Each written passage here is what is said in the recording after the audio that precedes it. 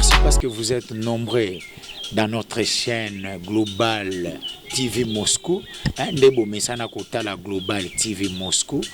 Donc, tout ce pelaka fort. Et n'a pas singa les sous beau s'abonner, beau continuer toujours à s'abonner, surtout beau la émission. Parce qu'il y a une autre dimension, na Katia Global TV Moscou.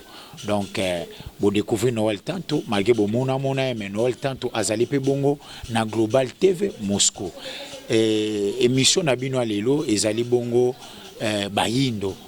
C'est-à-dire, moi, Noël tantôt, je défends que Bayindo. Donc, Valère Abayindo, to perda yango trop.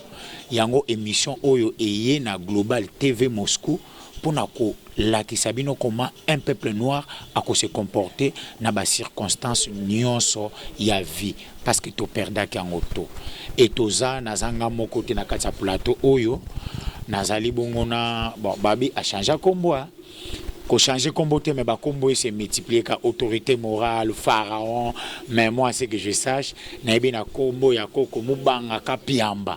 Donc, un moulouba, mais Togolobango, n'a pas essayé d'emboter. N'a pas essayé d'emboter na lopoto ou bien na lingala. Vous avez déjà mboté. Mboté, na bande rognon so balingaka mubanga ka pemba fumo le grand pharaon, autorité mondiale ordre du soleil. Na bande rognon so oyo boye bibiso déjà na ndenge tout le blara mamba éveil à conscience africaine. C'est Bozali. Je vous aime beaucoup. Le poto peut te sommer quand on a battu. Ça veut ma bête sur le bien quand même. Pour battre la rabbit sur mon père. On comprend que notre je vous aime beaucoup. C'est Eza Nini. Eza, toi la période mot transitoire. Tu as na bokoko, tu as na kimundele, tu as na bokoko. Vous comprenez? Même français on peut battre la rabbit sur un côté là. Vous sommes on peut na battu. Tu as resomba on resomba. Tu recèles on peut quand même. Peut-être on moyen de communication. Tu utilises le roi chombo. Le roi téléphone, le roi TV, les français ali. Mais dans la priorité, dans la langue, dans biso, tout ça les bosso. Non. Moi devant mon période moko transitoire. Na lingala, oko expliquer mon ndengini. Période transitoire. Phrase obimis na lingala oko expliquer mon. Donc une période transitoire la lingala ngoloba eleko eleko ya elekeli. Eleko ya elekeli. Eleko elekeli ngolo ba transition to uti ne sika oyo to leka poto ke ndesika kuna nde babengi elekeli na le poto transitoire. Omoni chaîne au global télévision Moscou ezadi ya chaîne moko batala kango existe déjà.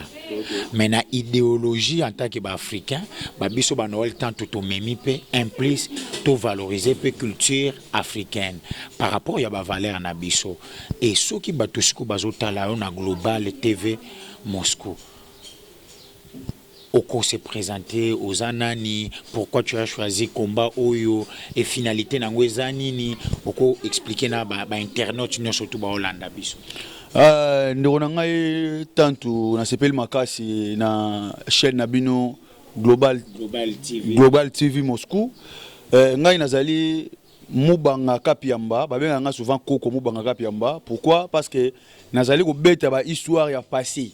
Ou eza na génération na ngaité ba histoire ba 1400 bangata muta 1900. Donc koko ngolo baka muto asiminzete te. Koko ezali muto azali na génération avant yozala. Ndi ba bengi koko. Donc ba ka koko ezaka muto asiminzete azo lemba non. Donc ce qui ngana choisir kolobela la spiritualité africaine et la tradition africaine, c'est parce que biso to perdre ba origine morobo. Tu perds des bons amis, tu perds des membres belés, tu vivre sur la réalité malongate. OK. Si j'ai n'abisou le ezali bongo 100 ans ya église kimbangiste. Oyamba ki ngondenge ni centenaire wana. Bon, 100 ans l'église kimbangiste, et ça 100 ans église kimbangiste té. Il faut pas toi comprendre ngwana. Ya solo. Oui. Et dans les centenaires, il y a ministère, il y a fumu kimbangu. L'église kimbangiste et fumu kimbangu, il y a deux choses différentes. Parce que Kimbangu c'est l'église. Il ne faut pas comprendre si l'Afrique souffre aujourd'hui, et si le Congo souffre aujourd'hui, c'est à cause de l'église kimbangiste. Parce que l'église kimbangiste c'est quand vérité à Fumu Kimbangu. Bango va particulariser, va commisser le roi papa na bango ya famille. Ok Kimbangu a patrimoine africain, a recouvert pour la cause noble, cause ya noir. Mais bango va commisser le roi papa na bango ya famille, le roi Koko na bango de Afrique. ils ont souffrir aussi longtemps. Un sauveur était venu sauver les Africains. Nabia, tant que Jésus est en Israël, dis pas qu'en famille. Hein? Et ces familles, il y a Jésus et ça capara le Jésus, le roi n'est pas qui m'bangue, c'est pas ça là. Et les familles, il y a Mahomet. Et c'est capara le Mahomet n'est pas qui m'bangue, c'est pas ça là. Mais c'est quoi comme histoire?